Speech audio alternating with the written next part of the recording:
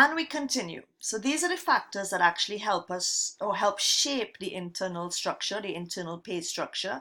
And we're going to look at external and organizational factors.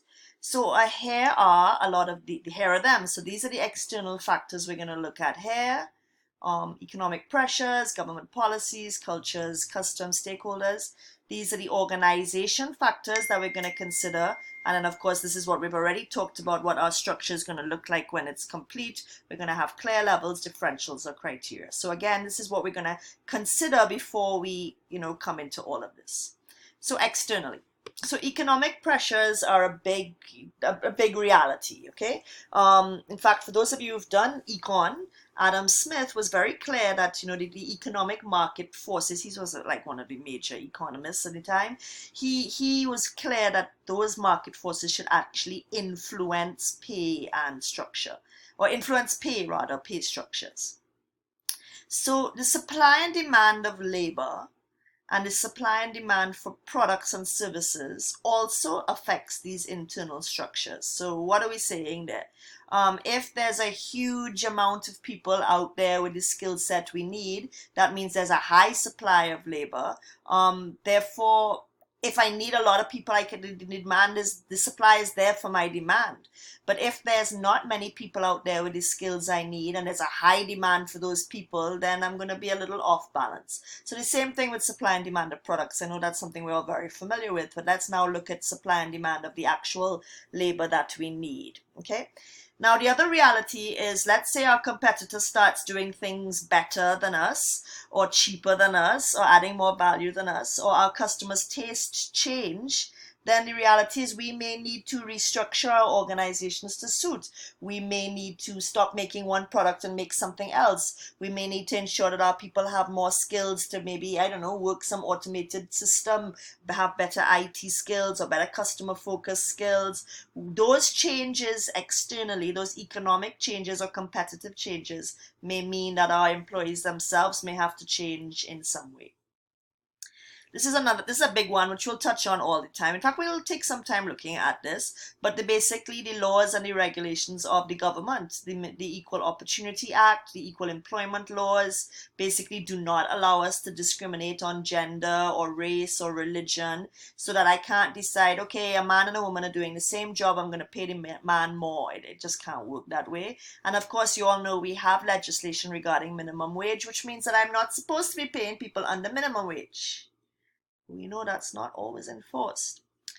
External stakeholders are other people we've got to take into consideration when we're looking at this compensation structure or the pay structure. We've got to look at the unions and the stockholders. So we want unions, if your workforce is represented by a union or association, well, we want their unions to, people need to feel represented, and we want to hear what the unions have to say.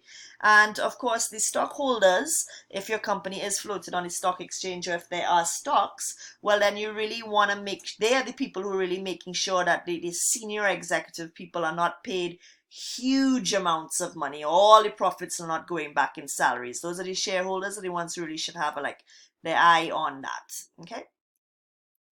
Cultures and customs are another one.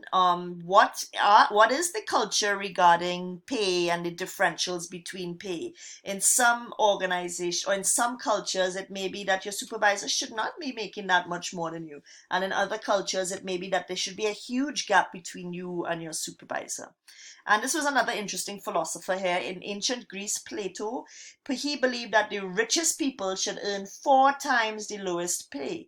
Aristotle said they should make 5 times. Even President Roosevelt of the US, however long ago, he said that there should be a maximum wage with 100% tax on all income above 10 times the minimum wage. So there have been, thoughts about how this could work, but the reality is every culture does it a little bit differently. So some cultures might say that how long you're in the organization is more important. So that should be something we need to look at. So, we just have to think, where are we in terms of cultures and customs? I think we generally seem to understand in Trinbago that, the higher you are, the more complex, the more challenging, the more responsibilities you have. Therefore, you should be paid more. Should you be paid 10 times more than your employees? I don't think that's acceptable. Should you be paid twice as much? Again, you kind of have to figure out, well, what really is actually acceptable to people. The next thing then is the organization factors. So these things here that we have to consider as well. So these are the internal factors. So of course, and I'm not going to say it too much, I'm going to say it in every damn class, that the pay structures must be aligned with the strategy, right? Else what's the point? We're designing these structures with the hope that they're going to actually help people better achieve the organization strategies. Human capital is something else we need to consider. The stronger the link between the skills and experience a person possesses and the organization's objectives, and the more those skills should be paid, or the more those skills should command. So if my skills and experience is really spot on in making sure the organization achieves its goals and objectives, then those skills should command more pay. If I'm in a position where the skills are much more, maybe of a support role or not so critical in achieving the organization's goals, then those skills should probably not pay as much more. Technology is another thing we need to consider, especially when it's kind of helping us understand how the organization should be designed, how the work should be performed, the skills or knowledge required. So some people might immediately say, oh, more technology means less staff, but maybe it means less staff with more skills. And then delayering. This is another interesting angle, or a new way that businesses are moving now. They're not all about having so many levels of work. They're actually much flatter organizations. They just believe that, for example, supervisors don't need managers. So there's just no need to have that two levels of management, or there's no need for a secretarial post because so many people can do, their word and word processing and Excel for themselves. So there are organizations that are looking at having a much flatter organization, or actually losing some of the layers. Internal labor markets, of course, is the biggest one. So this is when we are looking at both the organizational and external factors together. So this is where we determine the pay for different jobs within a single organization and how we allocate employees amongst those different jobs. Okay, so let's make sure we're clear on what this is saying. How am I determining what the pay for different jobs would be within an organization, and how am I actually going to allocate employees among those different jobs? So many organizations actually recruit everybody at the entry level, and then from there you can move up by promotion or by transfer. So it's very interesting. Okay, if this is the entry level, and that's what I need to look at in terms of the competition and what they're paying. Yeah. So that's much more about the external. But if I'm filling positions all from within, all internally, then the internal forces become much more important, which is some of the things that we just looked at. So another big area is employee acceptance. Employees judge the fairness of their pay through comparisons with others, as we know. Oops. Sorry about that, got a little confuffled there with all kind of things happening. So the last thing we got to look at internally is the employees themselves, and if they're going to accept the fairness of the pay structure. So that means that, are they going to accept what you're saying? Employees judge the fairness of their pay through comparisons with compensation paid to other people. So they're going to be aware of what other people make, and they need to make sure that the whole thing feels very fair. So another thing to look at is, the acceptability to all employees. But changes in external factors can also influence that. And this was an interesting case here. Airport security all over the world didn't make that much money per hour. This is US. But now after September 11th, with all the additional security, they now make like nearly 4 times as much as they used to. So other people in aviation need to understand why airport security now need to make so much more, because of the importance of what they do. All right, so the second to last thing is just to make sure we understand the different types of structures that we could come up with, either egalitarian or hierarchical, okay? So in a hierarchical, I could never say the word hierarchical pay structure, you tend to have many levels of jobs, large differentials between the jobs. The criteria could be, as we said, person or job. It tends to support individuals rather than teams. It looks at performance and it really offers a lot of opportunities for promotion. Compared with an egalitarian, this is not total egalitarian where everybody kind of splits it. This is egalitarian where there are fewer levels, smaller differentials. Again, we look at person or job, but it pushes much more of a team vibe, much more of an equity, equal, cooperative vibe. So to help, let's look at an example. So hierarchical definitely has more levels. So again, these are all the possible levels that an engineer can be in an organization. They start off as a trainee, move to an engineer, senior lead, consulting, engineering manager, chief engineer.